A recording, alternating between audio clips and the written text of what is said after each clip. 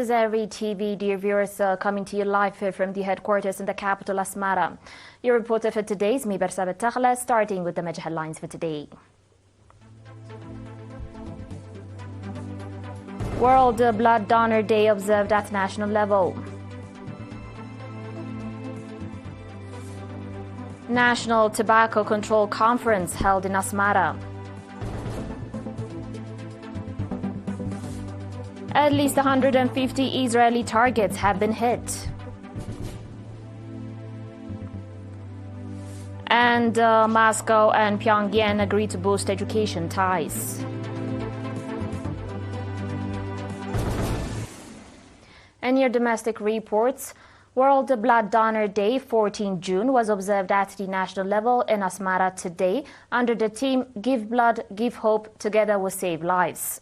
Ms. Alam Berha, chairperson of the National Voluntary Blood Donors, stated that the day is a time to honor voluntary blood donors and health professionals who take pride in saving lives and preventing suffering caused by blood shortages. She also noted that voluntary blood donation continues to grow due to increased public awareness. Dr. Johannes Tachaste, medical director of the National Blood Transfusion Service, noted that the government of Eritrea is working diligently to ensure a safe and adequate blood supply. He reported that the number of blood units donated has increased from over 10,000 in 2020 to more than 16,000, marking a 62% rise. Dr. Nonso Ejiofor, WHO representative in Eritrea, delivered a message emphasizing the significance of blood donation and its moral and health benefits. Certificates of recognition were awarded to exemplary blood donors during the event. In related news, World Blood Donor Day Week was marked at the Mainefhi College of Science and the College of Engineering and Technology from 5 to 13 June. Nurse Mahari Abraham, head of the blood donation service at the National Blood Transfusion Service, reported that 485 units of blood were donated during the week and expressed appreciation to all who participated in the voluntary donation drive.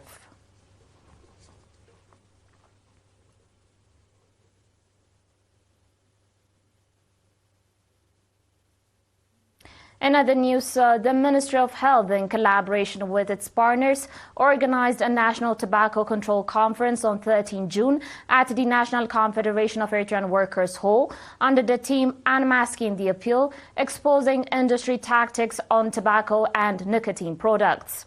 Dr. Andebrahan Tesfatian, Acting Director General of Public Health, emphasized that tobacco and other addictive products are major contributors to non-communicable diseases. He underlined the need for coordinated efforts to raise public awareness and implement practical preventive measures. Dr. Nonso Ejiofor, WHO representative in Eritrea, urged the society, especially parents, to take responsibility in educating youth about the severe consequences of tobacco use. During the panel discussion, 4 research papers were presented, focusing on the national strategy for implementing effective tobacco control measures and the implementation status of Proclamation 143/2004, along with awareness-raising activities. Participants held extensive discussions on the presented issues and adopted several recommendations.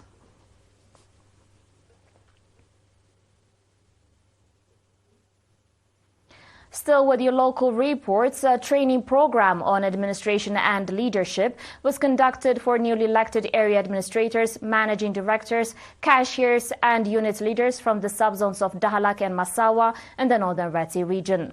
Mr. Amani El Gebre-Brahan, head of Human Resources Development, stated that the training is part of a 5-year strategic plan aimed at enhancing efficient and timely public service delivery. The training covered key topics including basic administrative concepts, planning and its importance, effective communication and ethics, documentation, financial and material management, and conflict resolution in the workplace. The participants acknowledged the training's relevance to their day-to-day responsibilities and called for its continuation. Mr. Amina Katama, head of administration and finance in the region, noted that the objective of the training being rolled out across all subzones is to improve the delivery of administrative services. He also urged the participants to apply the knowledge gained in their work.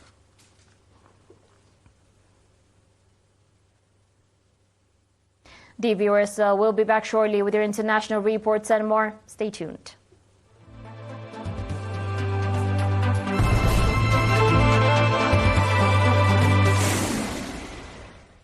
Welcome back. A senior Iranian military official says at least 150 targets were struck during the retaliatory operation against the Israeli regime, including several critically strategic military bases.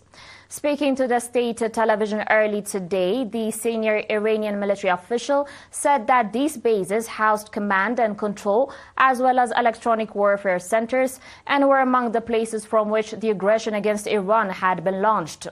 According to the IRGC commander, the regime's Ministry for Military Affairs and Military Industrial Centers were also struck during the Islamic Republic's reprisal. IRGC statement says they've hit Israel's military sites, air bases, military industrial sites, and True Promise third operation.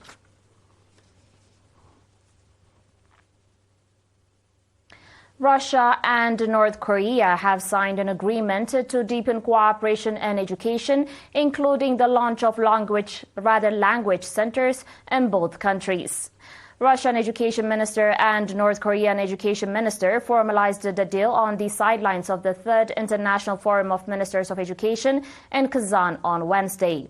Under the agreement, Moscow will help establish a Russian language and general education center in Pyongyang, and a Korean language center will be set up in Russia.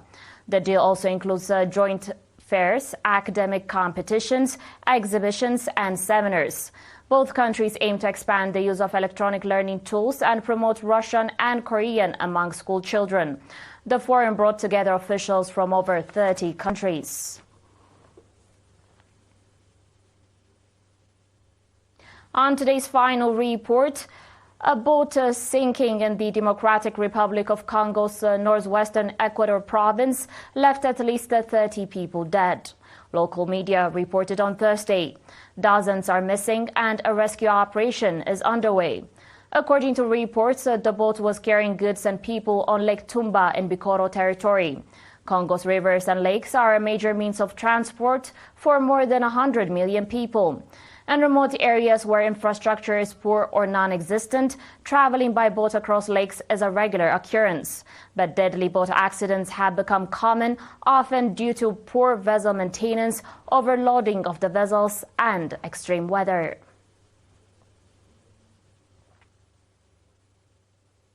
Now, a quick reminder of the top stories.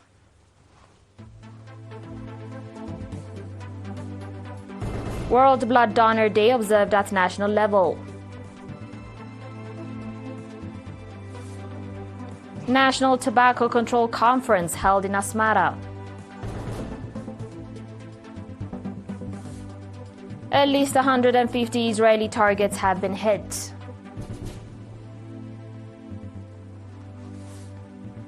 And Moscow and Pyongyang agreed to boost education ties. Dear viewers, you are watching ERi-TV English news broadcast for this hour. That was it for today. We thank you for watching.